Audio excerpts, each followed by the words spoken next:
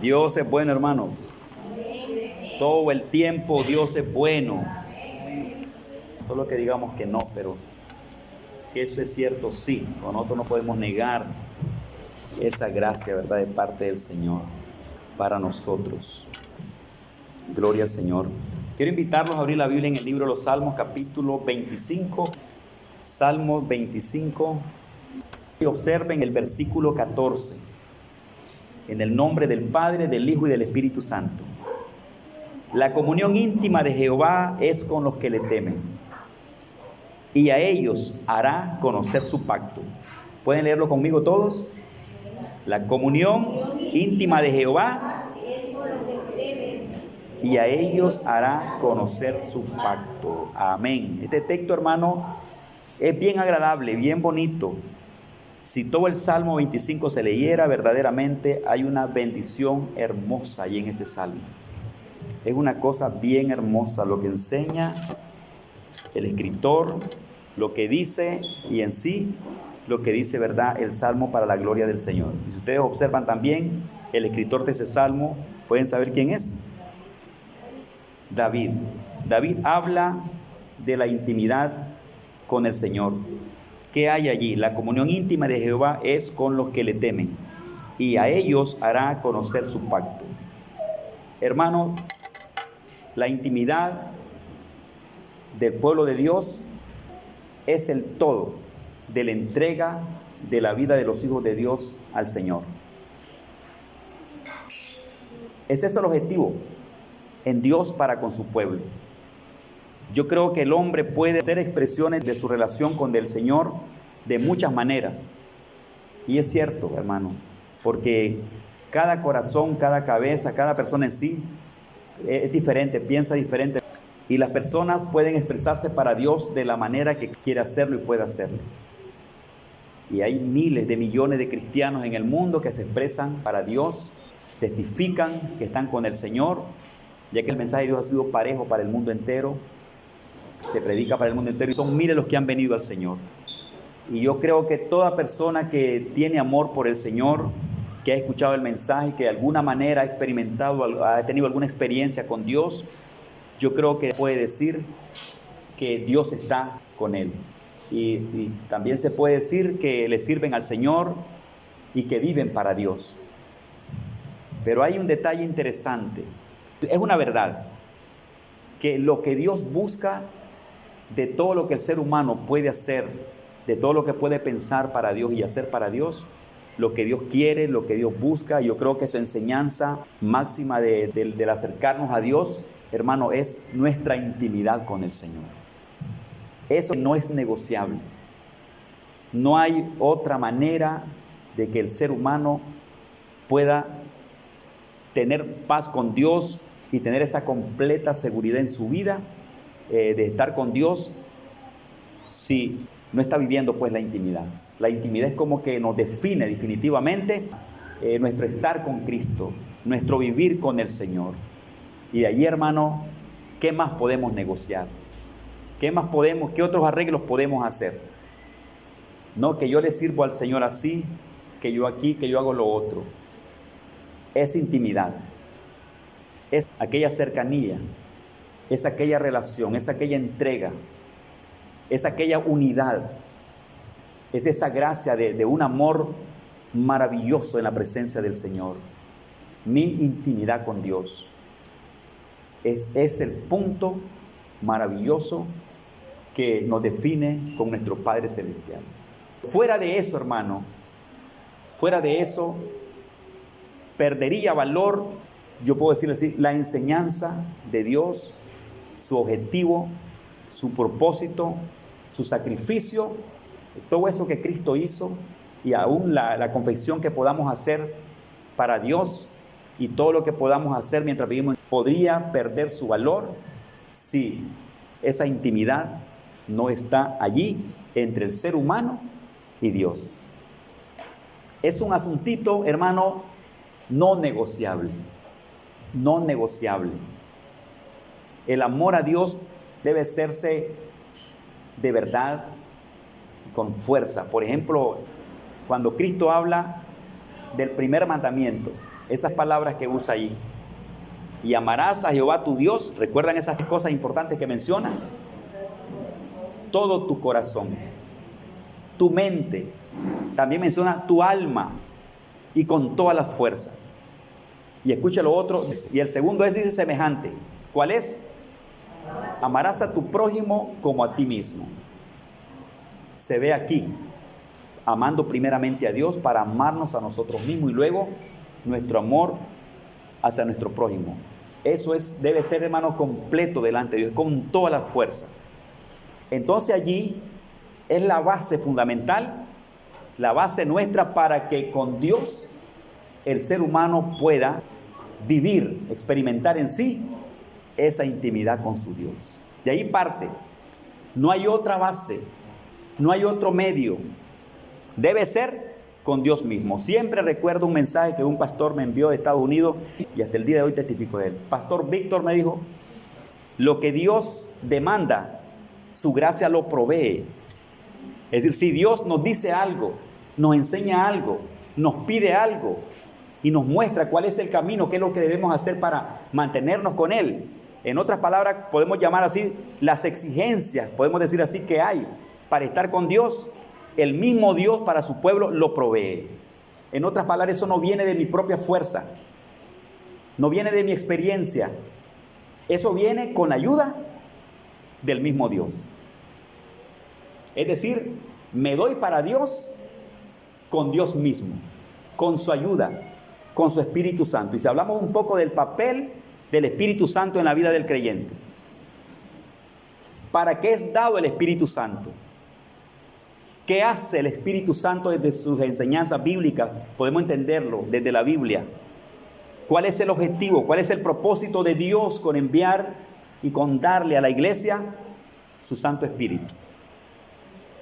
Nosotros leemos, cuando hablamos del derramamiento del Espíritu Santo y cuando hablamos del poder del Espíritu Santo sobre la iglesia, hacemos lo primero que hacemos es la referencia a las misiones. Recibiréis poder. Recuerda, ¿verdad? Lo que dice Hechos 1:8. Cuando haya venido sobre vosotros, ¿qué dice? Recibiréis poder. Cuando haya venido sobre vosotros el Espíritu Santo. Y luego me seréis testigos en Jerusalén, Judea, Samaria y hasta lo último de la tierra. Lo primero que tenemos del Espíritu Santo para la iglesia es que inmediatamente nos acordamos de las misiones. Que cuando se recibe esa bendición, el creyente recibe poder de Dios para abrir su boca y hacerse un mártir en la presencia de Dios, con ese poder de gloria que puede entregar aún hasta su vida por anunciar a Cristo. Cristo le da ese poder. En eso pensamos. Pero hay algo importante, que antes de las misiones, un propósito maravilloso de Dios con su Espíritu Santo para la iglesia es que nos lo da Dios para que el Espíritu Santo encarne a Cristo en nuestras vidas. Entonces dice, recibiremos poder para ser santificados, para con el Espíritu Santo vivir, para escuchar su voz, para ser guiado por Él, para oír la voz de Dios a través de su Santo Espíritu. Es nuestro guía, es nuestro consolador, es el consolador que Dios nos ha dado para que vivamos en este mundo. Nos capacita, nos forma, nos prepara, nos da poder para que podamos nosotros velar por nuestras propias vidas. Recuerda, hermano, que nosotros mismos, para nosotros mismos somos una carga. Somos muy pesados aún para nosotros mismos. Y aún la presión del pecado, la presión del mundo, ¿cómo es para la iglesia? ¿Cómo es para los hijos de Dios? Es una presión tremendísima. Que por nuestra propia fuerza no podemos apartarnos del pecado.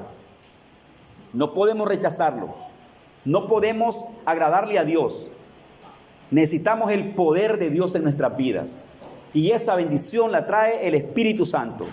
Dios, a través de su poder espiritual, a través del poder del Espíritu Santo, el creyente es santificado, el creyente vive, el creyente toma fortaleza de Dios, el creyente es fortalecido, recibe visión, recibe dirección, recibe consuelo y se levanta y hace la obra de Dios. Entonces no solamente sirve para las misiones, en primer lugar Trata con nuestras vidas para que seamos esos testigos del Señor. Porque nadie puede ir a hacer las misiones si primeramente su vida no es transformada por el poder del Espíritu Santo. No se puede hacer las misiones y vivir una vida que a Dios no le agrada. Entonces Dios no se va a contradecir jamás con esa gracia, con esa gloria para con nosotros. Primeramente nos transforma, nos prepara, como cuando le dijo Dios a Isaías, cuando dice que le quemó sus labios con aquellos carbones encendidos. Y luego le dice, te he purificado tus labios, tu boca, anuncia.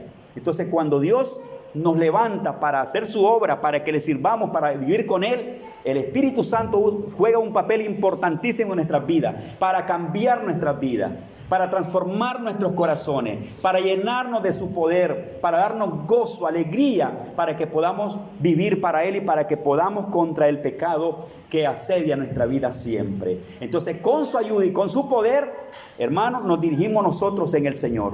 Que la intimidad con Dios, que tiene que ver con demandas de Dios en la vida nuestra, hermano, no es por nuestra propia fuerza. No lo vea difícil. No lo vea imposible, porque alguien puede decir ahí, pero ¿cómo lo voy a hacer si eso es imposible? Usted ha escuchado a mucha gente que dice, servirle a Cristo, eso es duro, señores. Y en la Biblia hay testimonio de discípulos, de grupos de discípulos, de mucha gente, que después que escucharon una enseñanza de Jesús, que después que escucharon un sermón de Cristo, sus discípulos, sus seguidores les dijeron en alguna ocasión, dura es tu palabra, ¿quién puede llevarla? Tu palabra es dura, es decir, Señor, esto es difícil. No podemos, porque como que a veces se piensa que es en nuestras propias fuerzas. Y eso es, hermano, la debilidad de mucha gente. Muchos cristianos se lamentan en ello. Y muchos cristianos huyen de esa presión, porque esa es una presión que hay en el mundo. Una presión como para apartarse de Dios. El pecado, el mundo y todas esas cosas como que se transforman en una presión y el creyente se siente como que quiere desmayar. Y muchos entonces como que han interpretado que vivir en Cristo como que debe hacerse en su fuerza, en su sabiduría, en su inteligencia. Que yo soy una persona preparada, educada, inteligente, sabia y aún de experiencia y con esto me aparto del mal y vivo agradándole al Señor. Entonces cuando se miden con esa fuerza y se dan cuenta que son débiles y como que no pueden enfrentar el mundo, muchos como que aún quieren pensar y piensan como que Dios no existe, y ahí comienza la debilidad. Y ahí fluye aquella palabra que dice entonces de mucha gente, dura es tu palabra. ¿Quién la puede llevar? Entonces uso esta palabra que me regalaron, que me enviaron y que la guardo en mi corazón. Lo que Dios demanda, su gracia lo provee. Si Dios llama a su pueblo para una intimidad, es posible que su pueblo entonces viva en intimidad con Dios. Si el Señor lo dice, si el Señor lo enseña. Y aquí no le está diciendo Dios en sí, hermano. Aquí es un escritor inspirado por el Espíritu Santo. David fue el que dijo, la comunión íntima de Jehová es con los que le temen. ¿Por qué? Porque un hombre lo experimentó en su vida. David lo vivió. David lo entendió. David se alegró con ello. Lo expresó. Y dirigido por nuestro Espíritu Santo, por nuestro Dios también, escribió y nos da la enseñanza. Y nos damos cuenta entonces que Dios está allí con su pueblo en intimidad. Y que esa comunión entre Dios y el ser humano se da, que podemos darla, que podemos vivir en esa comunión con el Señor. En otras palabras, no es imposible, independientemente del tipo de mundo en el cual vivimos. Un mundo de presión terrible. Un mundo de tentaciones, de pecado. Un mundo que cada día va creciendo en maldad. Como dijo Jesús, por haberse multiplicado la maldad. Un mundo que crece en maldad. Que cada día es nuevo. Que cada día es diferente. Que agarra más fuerza. Que presiona más a la iglesia. Que persigue más al cristiano. Que lucha más en contra del cristiano para que nadie adore al Señor. Entre más fuerte y más grande es la maldad, y entre más fuerte y más grande es el poder de las tinieblas, más grande y más poderoso es el poder de Dios. De tal manera que en este mundo sí puede haber una iglesia en intimidad con el Señor. Que pase los límites de la religiosidad. Que pase aquellas cosas de la tibieza espiritual, de una vida rara, religiosa, pagada, que no le agrada al Señor. Oye, hermano, mucha gente dice, ¿quién puede servirle a Dios? Y juzgan a los cristianos.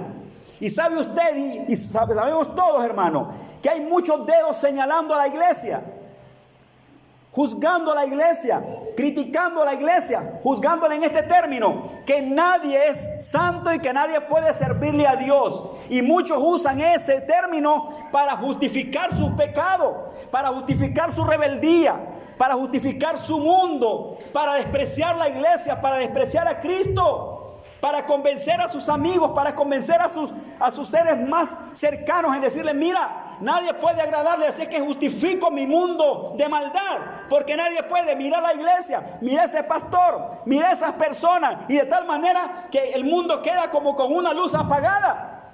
El mundo quiere cada día apagar la luz de Dios. Quiere apagar la luz de la iglesia, quiere apagar el poder del Espíritu Santo. Pero Dios está diciendo aquí, y la Biblia enseña, que es posible que un pueblo en este mundo viva en intimidad con el Señor. Es posible, señores. ¿Dónde quedan entonces esas justificaciones? De que soy débil, de que el pecado fue más fuerte, de que no hay santo, de que solo Cristo, de que nadie puede hacerlo. Eso cierra boca a todos esos rumores, a todos esos pretextos, a todas esas mentiras, a todos esos engaños, a todas esas trampas. En este mundo sí puede haber gente santa. Iglesia de Dios, puedes agradarle al Señor. Iglesia de Dios, puedes sonreír en Honduras, puedes sonreírle a los ángeles, puedes sonreírle a Dios.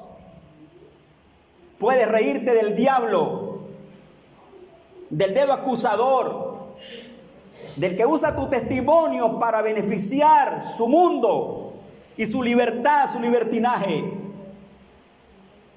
Como se quiera interpretar afuera, dice Dios que hay gente que puede en este mundo vivir para Cristo Jesús. Dice Dios que usted le puede servir a Dios. Dice Dios que usted le puede agradar al Señor. Dice Dios que usted puede ser hijo de Dios. Dice Dios en su palabra que usted puede ser lleno del Espíritu Santo. Dice Dios que usted puede ser un hombre y una mujer fiel y santa para Cristo en un mundo que es como Sodoma y Gomorra. En un lugar donde se critica y se señala al creyente, y donde ya no creen en los creyentes, donde denigran a los hijos de Dios, donde los señalan con el dedo, y donde como que dicen que no creen en ellos. Es normal eso, que no se cree en el hombre. Todo el mundo en primer lugar debe creer en Cristo Jesús. Todos debemos creer en el Señor. Y todos aquellos que conocemos la palabra y que recibimos esa bendición del Espíritu Santo, debemos entonces, en asuntos de decisiones, decidir, Señor, vivir contigo, agradarte a ti, Señor. El ejemplo, vamos al ejemplo ahora bíblico de David. ¿Quién era antes David? Antes de ser ungido y de ser llamado para el ministerio. Pero algo había de Dios para con David, porque no fue ungido así nomás. No fue consagrado así nomás para el ministerio. Antes del ministerio, algo había entre David y Dios. Porque hay mucha diferencia, hermano, entre tener ministerios y estar con Dios. Tú puedes tener muchos ministerios y estar sin Dios. Y puedes estar con Cristo y por algunos momentos posiblemente estar sin esos ministerios disponibles. Por muchas razones. Pero usted puede ser el hijo, la hija de Dios, así, con ministerios y sin ministerios. La base de ello es que Cristo esté contigo. Y antes del llamado para que David fuera consagrado para el ministerio, algo pasaba entre David y Dios. ¿Sabe por qué? Porque el que le conoce el corazón a los jóvenes es el Señor. El que le conoce el corazón a la gente es el Señor. Aquí conocen tu vida, tus palabras, cómo vives, cómo sos, te entienden y pueden juzgarte. Y pueden aún creer que tienen el poder para señalarte y para untarte en el piso y que no vales nada. Y aún decir que Dios tampoco está contigo. Pero aquí el Señor enseña algo importante. Que con Dios sí se puede vivir aquí en este mundo. Y el que conoce los corazones de que sí somos o estamos con Él, hermano, es el Señor. Nosotros vemos nuestras caras bonitas, vemos las sonrisas hermosas de la gente, vemos cómo es cada uno y podemos convivir y estar juntos, pero no nos conocemos. El que nos conoce es el Señor. Nos conoció ayer, nos conoce hoy y nos conocerá siempre. Si el Señor te conoce y Él da testimonio de ti, tú tienes que celebrar al Señor. Si el Señor te conoce y da testimonio de ti, vive feliz. Y si por ahí, porque eso no deja de pasar también en los creyentes, dice Dios que el Espíritu Santo da testimonio a nuestro espíritu de que somos hijos de Dios. En otras palabras, desde adentro de ti, Dios te está diciendo así: eres mi hijo, eres mi hija. Te bendice. Aunque afuera hayan voces que digan no, adentro de ti una voz que te afirma y te confirma de que Dios está contigo. Y eso debe traerle a la iglesia una alegría, gozo, disfrutar y experimentar a su Dios en su vida y disfrutarlo, vivir para Él, celebrándole. ¿Por qué? Porque Dios está allí con su pueblo, está allí con sus hijos. ¿Qué pasaba con David allá? Dios conocía su corazón y por eso mandó a consagrarlo. No a llamarlo para convertirlo, porque es una cosa diferente entre recibir cargo, recibir ministerio, ser consagrado para algo o que algo ya esté pasando entre usted y Dios. Lo consagran, lo ungen con aceite y el texto dice: desde ese momento el Espíritu Santo comenzó a manifestarse en David. ¡Qué hermoso! Aprobando lo que se había hecho sobre él. Aprobando lo que él había recibido de parte de Dios y lo que Samuel había hecho en David. Eso le trajo a David un cambio hermoso, eso le trajo un efecto a su vida. Ese toque de Dios, esa experiencia espiritual entre el profeta Samuel, entre el cuerno de aceite, entre el llamado y la selección que Samuel hizo de David, entre esa ceremonia espiritual que pasó entre Dios, Samuel y David y su familia, le trajo a David un testimonio maravilloso interno. Le cambió su vida, lo marcó. Esas experiencias transforman. Amados hermanos, un toque del poder de Dios puede cambiar tu vida. Por eso es bonito estar en la presencia de Dios, porque en la presencia del Señor no hay pérdida, todo es ganancia. En todo instante de su vida Él está haciendo maravillas en nosotros. Con Dios no se pierde nada. Con Dios se vive y se avanza. Y se está recibiendo siempre bendición de Dios. De David sabemos muchas cosas con respecto a su intimidad con Dios. El testimonio de David, expresado en su ministerio. La forma de hacer ministerio para Dios. Escuchen esto. La forma de relacionarse con la gente que debía relacionarse. Su forma administrativa en el reinado. Su forma de enfrentar sus pruebas y sus luchas. Su forma de presentarse ante Dios y de vivir ante Dios cuando pecaba. Cuando tenía pruebas, cuando tenía dificultades. Y una de las pruebas más grandes que están escritas es ese montón de salmos que expresan lo que había en el corazón de David. Es un testimonio escrito y observaron su persona. La gente lo conocía y la Biblia revela quién era David, sus historias, sus hazañas, sus guerras, sus pleitos, sus pecados, sus persecuciones, sus debilidades, su trabajo, su administración, su amor hacia las personas, su amor hacia su familia, independientemente de sus grandes percances, sus oraciones en la Biblia, sus cánticos. El Salmo 51, cuando pecó públicamente en una forma tremenda. Vemos a un David expresándose ante Dios, buscando perdón, buscando santidad, buscando limpieza, buscando purificación, diciéndole a Dios: vuélveme el gozo de tu salvación, espíritu noble me sustente, no quites de mí tu Santo Espíritu. Y vemos a un David, hermano, como con el corazón en la mano, en la presencia de Dios. Testimonio que tenemos en la Biblia. Eso no viene así por así en David. Es que detrás de todo eso había un David que tenía a Dios en su corazón. Había un David que tenía a Cristo, a Dios, al Espíritu Santo en su corazón. Eso lo hacía vivir y lo hacía actuar y vivir de esa manera.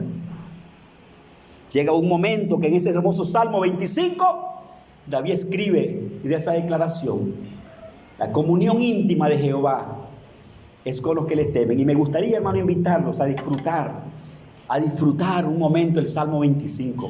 Tomen Biblia ustedes, observen ese Salmo, observe lo que dice David allí. Ese es solamente un ejemplo, una expresión de su cántico, de su escritura.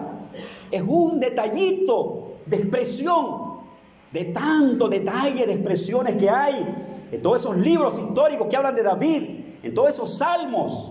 Aleluya, lo que habla Cristo de David en el Nuevo Testamento, lo que habla Pablo de David en el Nuevo Testamento. Aleluya, Salmo 25. David implora dirección, perdón y protección. Salmo de David. A ti, oh Jehová, levantaré mi alma. Dios mío, en ti confío. No sea yo avergonzado, no se alegren de mí mis enemigos. Ciertamente ninguno de cuantos esperan en ti será confundido. Serán avergonzados los que se rebelan sin causa. Muéstrame, oh Jehová, tus caminos. Enséñame tus sendas.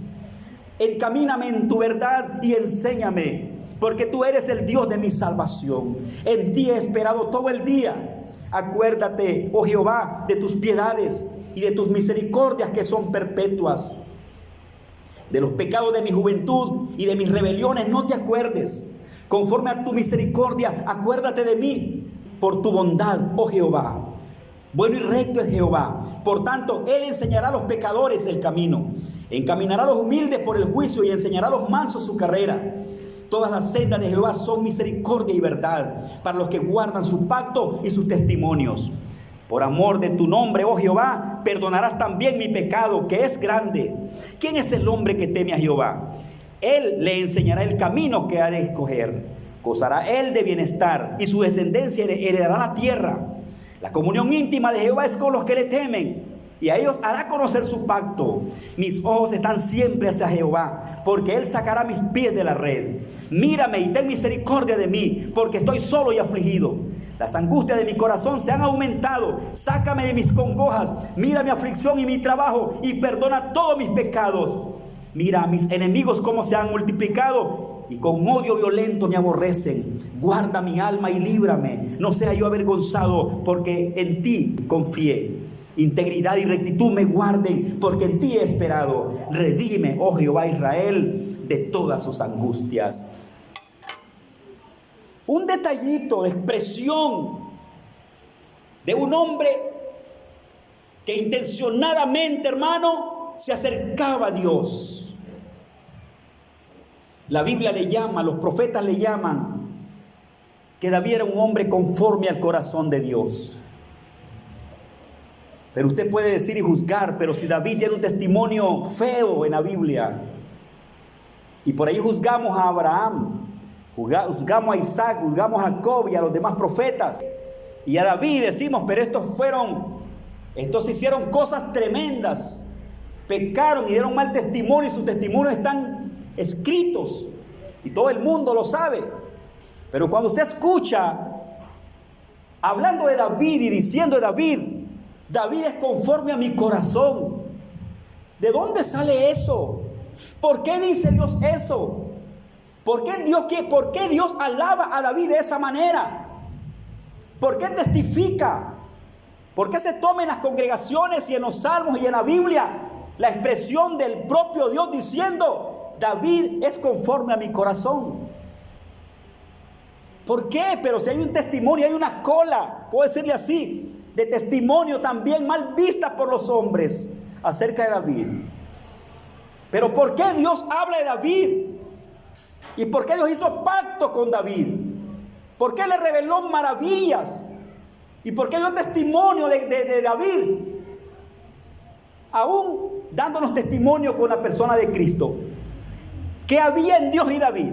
¿O qué había en David para con Dios? Dios conocía el corazón de David. Allá en su adentro, allá en su intimidad, allá en el silencio, allá donde nadie ve, donde nadie oye, donde nadie mira, donde solo uno puede darse cuenta de algo que sucede adentro, y donde Dios es el que está con sus ojos allí sobre el corazón del ser humano. Es Dios quien está allí, conociendo el corazón de alguien que quiere acercarse a Él. Observe que David, siempre que pecaba, estaba llorando.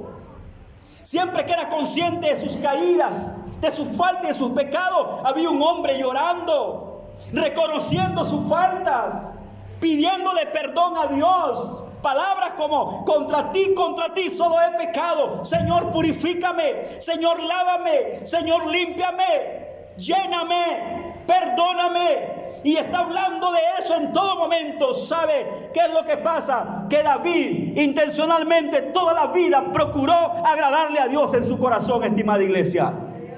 Toda la vida procuró agradarle a Dios. La intimidad entonces llega a su punto maravilloso con lo que el hombre hace, entregándose intencionalmente a Dios, tomando decisiones, siendo de carácter ante los ojos de Dios. Señor, voy a vivir para ti, no en mi fuerza, no en mi sabiduría. Dame fuerza, Señor. Iglesia, el que nos da la fuerza para vivir en Dios es el mismo Dios. El que nos da la fuerza para vivir en Cristo es el Espíritu Santo. No estamos solos para vivir en este mundo agradándole al Señor. Contamos con esa ayuda. Dios nos dio su bendición para que le agrademos. ¿Por qué estamos en Cristo? Porque usted ha sido persona de oración, usted ha sido persona de ayuno, de vigilia, obediente, ¿o qué? Antes de eso le diría: gracia de Dios sobre su vida. No por tus ayunos, no por tus vigilias, no por tus oraciones, no por tanta práctica de disciplina espiritual delante de Dios. Parte de ello, acciones nuestras que colaboran, pero antes de eso es lo que está en el centro de su corazón para Dios, y eso es lo que Dios mira. Porque no hay ayuno si primeramente no piensas en Dios.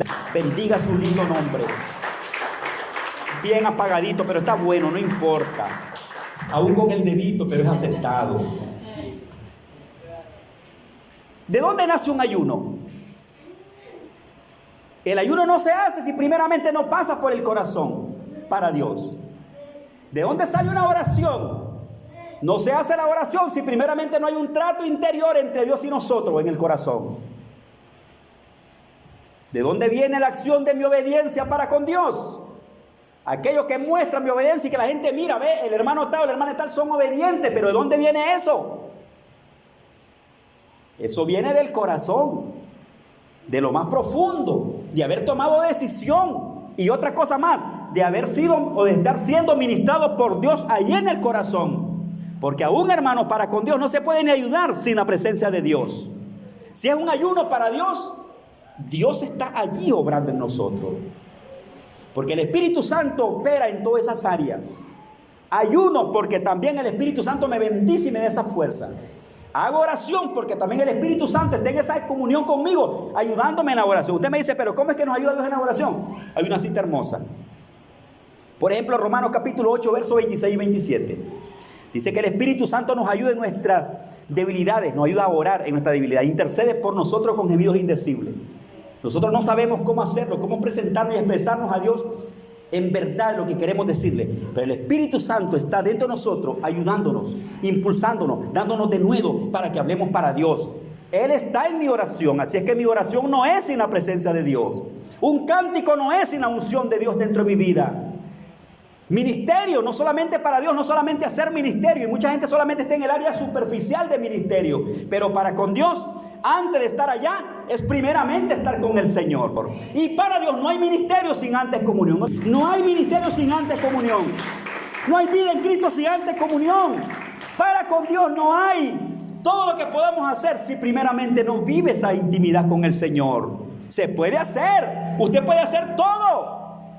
Puede practicarlo todo, mostrar todo, hacer todo. Y el mundo puede aplaudirlo, decirle y mirar y decir. Pero ¿quién es el que pesa los corazones? ¿Quién es el que conoce los motivos? ¿Quién es el que conoce el espíritu? Es el Señor. Y si al Señor le agrada, pues trabaja con toda tu fuerza, porque Él conoce lo más profundo de tu corazón. Él sabe cómo le estás haciendo.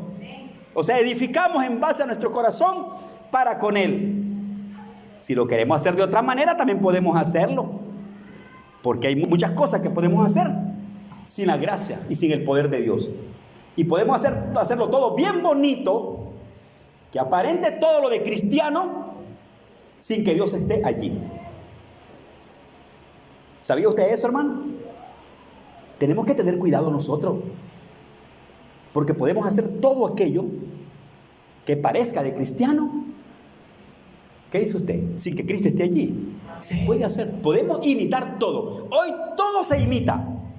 Se imita la unción, se imita el poder, se imita la relación con Dios, se imita todo. ¿Quién lo conoce mejor? Lo conoce Dios. Lo importante es que la iglesia no pierda su identidad, no pierda su base, no pierda su principio, porque si de ahí nos rebalamos un poco, nos vamos y nos perdemos también todo. Dios quiere que desde lo más profundo el creyente edifique con Jesús, edifique con el Señor, y para ello tenemos la ayuda del Señor. En otras palabras, no vamos a servir solo. Usted no sienta que eso es difícil.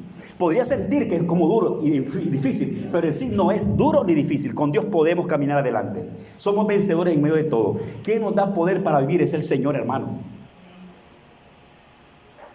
Hermana Helen, ¿quién le da el poder a usted para que le sirva a Dios? El Señor. Hasta me trae a la iglesia, me hace orar, me inspira a cantar, me inspira a predicar, me inspira a hacer todo. En Él está el poder. Dice que en Él está, dice que Dios pone el querer como el hacer por su buena voluntad. Es el que nos impulsa desde adentro. Pero necesitamos a Dios en nuestra vida. Y sí podemos vivir en esa gloria maravillosa con el Señor. ¿Qué haremos entonces después de esta prédica? Si usted estuvo aquí, usted lleva una palabra. Si no se le ha caído ni una palabra de lo que se ha dicho acá y ha estado allí con reverencia para Dios, estoy seguro que algo ha pasado con usted y esta predicación. No hay otro camino para la iglesia. No hay otro camino para la iglesia, para los hijos de Dios. No hay otra forma de agradarle a Dios. Imagínense cuando habla del frío, del tibio y del caliente. Vamos. Dice que no es ni frío ni tibio. Es caliente. En otras palabras, que somos, no somos. No hay intimidad con Dios. Puede haber amistad, relación y tener un montón de cosas, pero Dios quiere un acercamiento de verdad. Los fariseos fueron criticados por Dios. Los profetas hablaron de eso. Este pueblo dijo, ¿me honra de qué? Me honra de labios, pero su corazón está lejos de mí. Es posible vivir comunión con Dios. Es posible, hermano, agradarle a Dios. Y entonces, ¿qué estamos haciendo? ¿Por qué murió Cristo? Murió por eso. Yo creo que hay gente que vive en comunión con el Señor. En esta iglesia, yo creo que hay gente que vive en comunión con el Señor. Otras personas que el Señor llame para que le sirvan, yo creo que pueden vivir comunión con el Señor y pueden vivir con el Señor. En Honduras, yo creo que hay un pueblo que le sirve también a Dios, porque entonces, ¿qué estamos haciendo? Y si no lo estamos haciendo, pues el Señor dice que podemos hacerlo. Y podemos agradarle al Señor. Así que, hermanos, esta noche, aquí tiene con usted esa palabra. Es posible vivir esa comunión con Dios. Su comunión íntima de Jehová es con los que le temen. Gente que tiene temor reverente para Dios, que vive para Dios. Puede cultivar esa relación, ese acercamiento, esa intimidad y mantenerse ahí con Dios y de esa manera vivir. ¿En medio de qué? En medio de los tiempos, en medio de la dificultad, en medio de lo que sea, usted puede agradarle al Señor. ¿Cuánto tiempo usted tiene de servir a Cristo? ¿Por cuántas cosas ha pasado? ¿Cuánto ha enfrentado? ¿Y se mantiene en Cristo? Sí. ¿Quién lo mantiene allí? El mismo Señor lo mantiene allí. Y ahí lo mantendrá y Él lo tendrá hasta que Él venga. Así que, iglesia, firmes y adelante. Esta noche el Señor me lo bendiga a todos. Cristo le ama.